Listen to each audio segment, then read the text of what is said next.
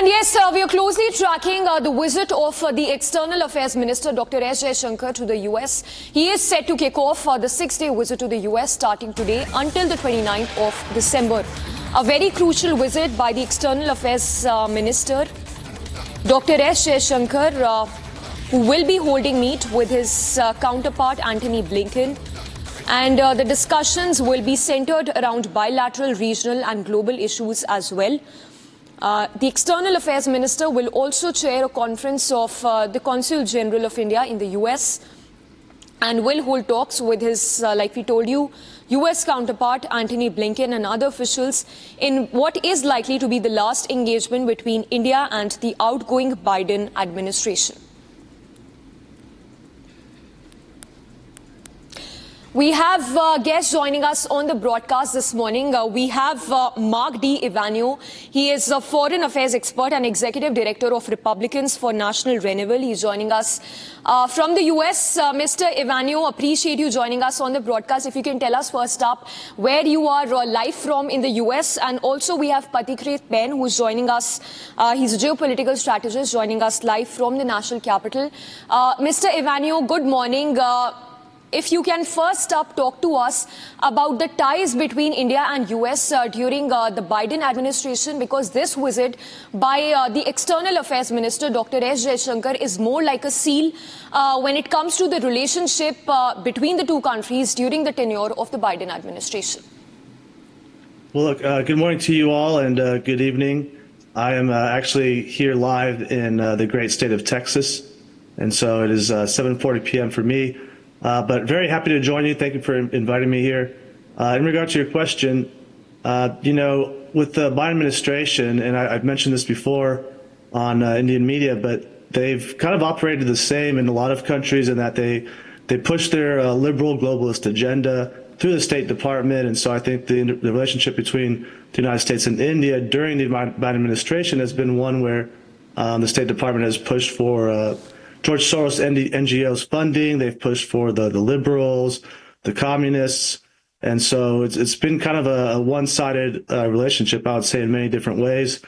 So that's why we're looking forward to President Trump taking over, and we'll see a little better cooperation, especially between the United States and India. President Trump is a great friend of Prime Minister Modi.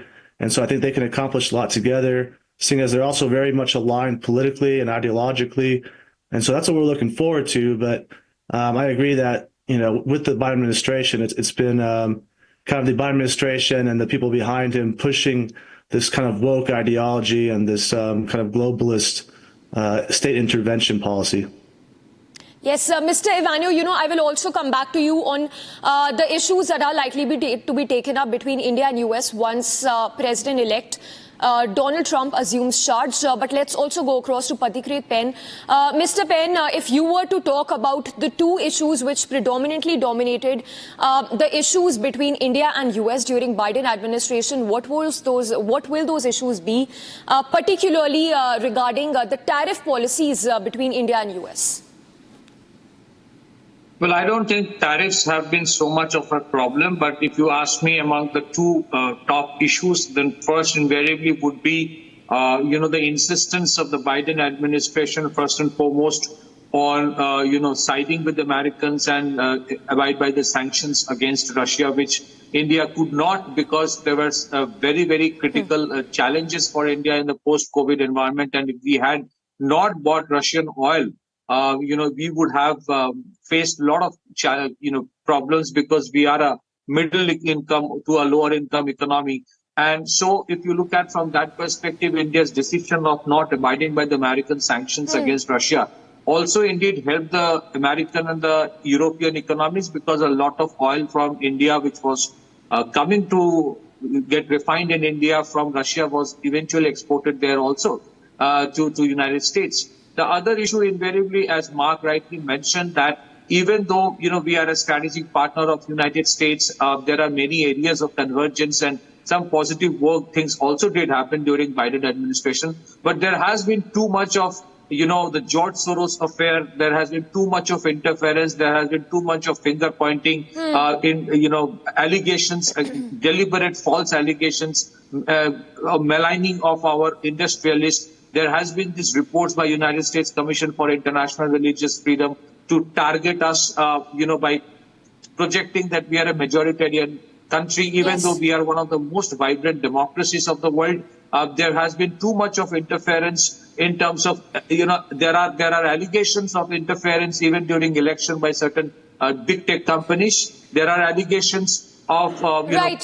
funding of civil Patikrit, unrest and with the ultimate right. objective of creating anarchy. So there has been challenges where, there have been people like Gurpatwant Singh Yes. Pannu, who has been is a designated terrorist, and he is being used from United States by the Biden administration. Yes, to create Patikrit, problem in important India. that you mentioned here about the deep state link which has surfaced. We will discuss that in detail, but let's go across to Ivanyo again. Mr. Ivanyo, your thoughts on those two issues that will predominantly be taken up during Biden's administration when we talk about trade policies and, beg your pardon, during Donald Trump's administration when it comes to the trade policies, and also talking about the other issue being the Bangladesh minorities issue, how minorities are being subjected to such atrocities. Do you think that is one issue that is going to be taken up strongly by Donald Trump, given that he's been very vocal about the atrocities against minorities under Yunus administration? Yes, well, to begin with your first question in regard to U.S.-India trade, India is, or the United States is India's second largest trading partner. Currently, the United States, as you and your audience may know, has a large trade deficit, and President Trump campaigned on bringing jobs and manufacturing back to the United States. And that's part of what we call the America First agenda, which is similar to what you would call the self-reliant India agenda. And President Trump will probably ask that the Indian market be opened up more for United States companies in certain sectors.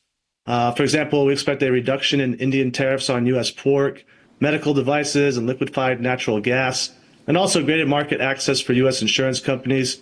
And I think that President Trump, while he is a very tough negotiator, he's also interested in being fair, especially to people and countries he considers their allies. So I think whatever deal President Trump works out on trade with India will not just be favorable for Americans, but I think it'll be good for Indians as well. In regard to Bangladesh, I did see that President Trump put out a statement a few months ago on the situation over there. We believe it's a George Soros color revolution, which has led to the persecution of non-Muslims and Trump supporters in the country.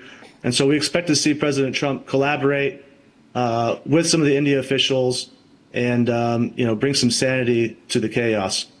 Yes, Mr. Ivanyo, we'll have to leave the discussion at that. But appreciate you joining us on the broadcast from Texas. Patikrit, we'll also have to leave the discussion there. But we will connect with you two again later in the day.